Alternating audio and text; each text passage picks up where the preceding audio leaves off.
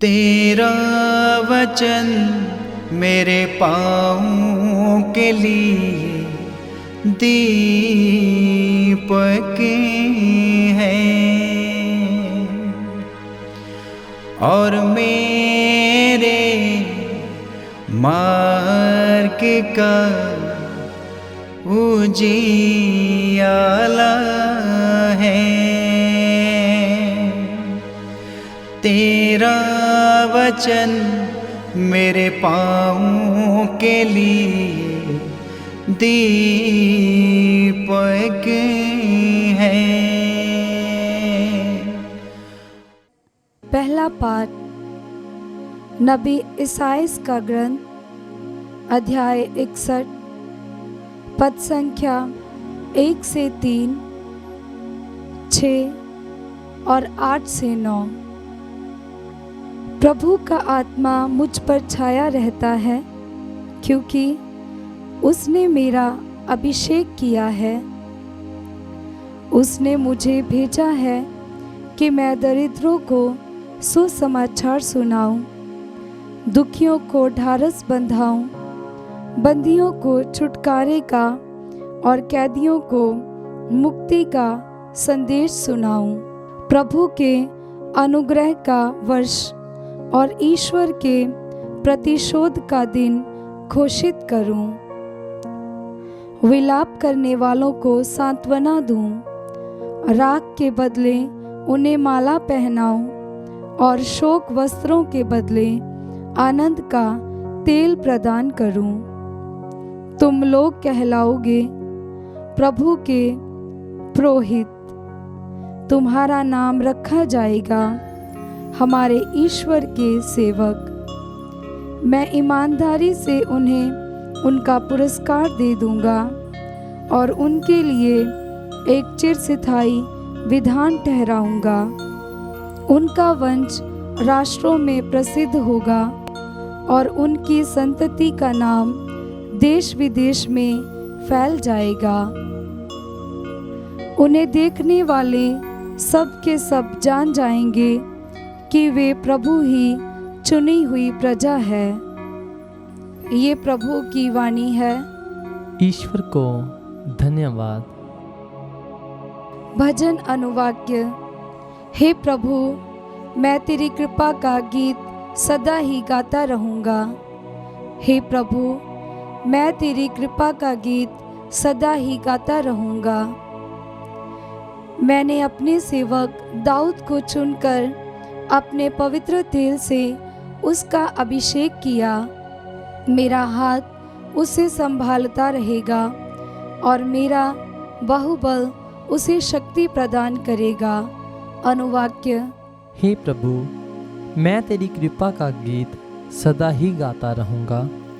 मेरी सत्य प्रतिज्ञता और मेरी कृपा उसका साथ देती रहेगी।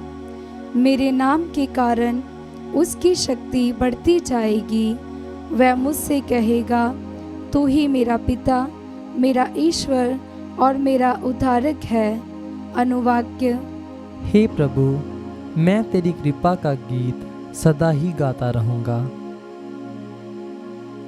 दूसरा पाठ प्रकाशना ग्रंथ, अध्याय 1, पद संख्या 5 से 8 तक। उन्होंने अपने ईश्वर और पिता के लिए हमें याजकों का राजवंश बना दिया है।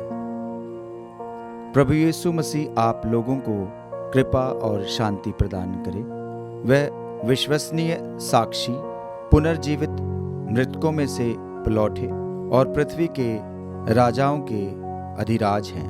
वह हमको प्यार करते हैं। उन्होंने अपने रक्त से हमें पापों से मुक्त किया है और अपने ईश्वर और पिता के लिए हमें याजकों का राजवंश बना दिया है। उसकी महिमा और उसका सामर्थ्य अनंत काल तक बना रहे। आमीन। देखो, वही बादलों पर आने वाले हैं। सब लोग उन्हें देखेंगे जिन्होंने उनको छेदा है, वे भी उन्हें देखेंगे और पृथ्वी के सभी राष्ट्र उन पर विलाप करेंगे। यह निश्चित है आमीन। जो है, जो था और जो आने वाला है, वही सर्वशक्तिमान प्रभु ईश्वर कहलाता है। अल्फा और ओमेगा, आदि और अंत, मैं हूँ। यह प्रभु की वाणी है।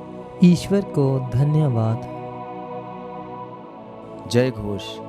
प्रभु का आत्मा मुझ पर छाया रहता है।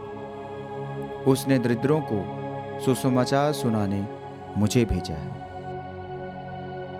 पवित्र सुसमाचार संत योहन के अनुसार, अध्याय 13, पद संख्या 1 से 15 तक।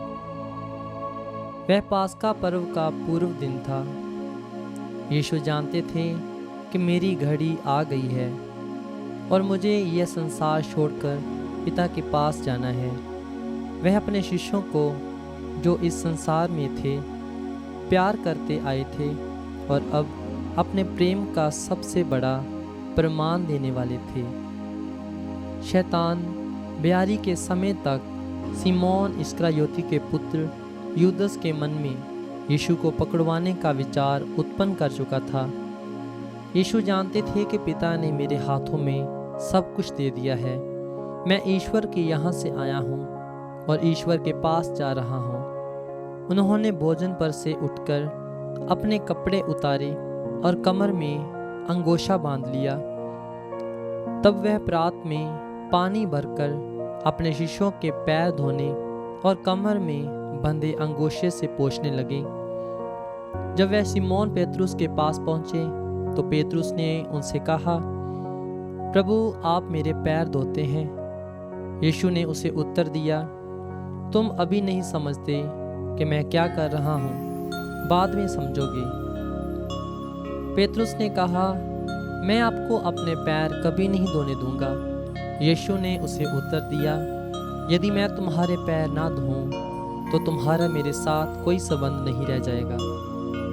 इस पर सिमोन पेतरुस ने उनसे कहा, प्रभु, तब तो मेरे पैर ही नहीं, मेरे हाथ और सिर भी धोइए। यीशु ने उत्तर दिया, जो स्नान कर चुका है उसे पैर के सिवा और कुछ भी धोने की जरूरत नहीं। वह पूर्ण रूप से शुद्ध है। तुम लोग शुद्ध हो, परंतु सब के सब नहीं। वह जानते थे कि कौन मेरे साथ विश्वासघात करेगा, इसलिए उन्होंने कहा, तुम सब के सब शुद्ध नहीं हो। उनके पैर धोने के बाद वह अपने कपड़े पहनकर फिर बैठ गए और उनसे बोले, क्या तुम लोग समझते हो कि मैंने तुम्हारे साथ क्या किया है? तुम मुझे गुरु और प्रभु कहते हो और ठीक ही कहते हो, क्योंकि मैं वही हूँ। इसलिए यदि मैंने प्रभु और गुरु होकर तुम्हारे पैर धोए हैं तो तुम्हें भी एक दूसरे के पैर धोने चाहिए। मैंने तुम्हें उदाहरण दिया है, जिसे जैसा मैंने तुम्हारे साथ किया है वैसा ही तुम भी किया करो। ये प्रभु का पवित्र सुसमाचार है। क्रिस्त की जय।